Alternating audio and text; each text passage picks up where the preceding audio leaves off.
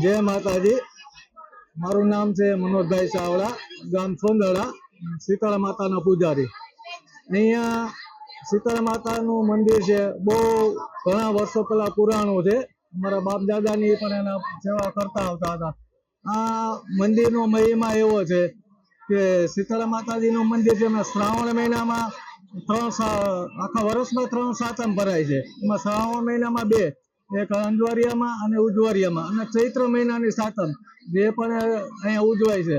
આજુબાજુના દૂર દૂરથી માણસો આવે છે, બહેનો આવે છે, એ માનતા રાખશે। કુલેર છે, થેપલા છે, નાળિયેર છે, અને માતાજીની બહુ શ્રદ્ધા છે।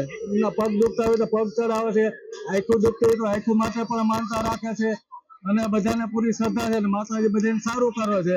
અને અહીંયા બધા ખાણીપીણી વાળા પણ આવે છે, રોજી રોટી મેળવવા માટે। ચરખા વાળા હોય, દૂર દૂરથી પબ્લિકો બહુ આવે છે, બાઈઓ બહેનો, નાના બાળકો, મોટા વડીલો, ને માતાજીને શ્રદ્ધા છે, અને માતાજી બધા એનું રક્ષણ કરે છે। જય માતાજી। માતાજી સૌનું સારું કરે। જય માતાજી, જય શીતળા માં।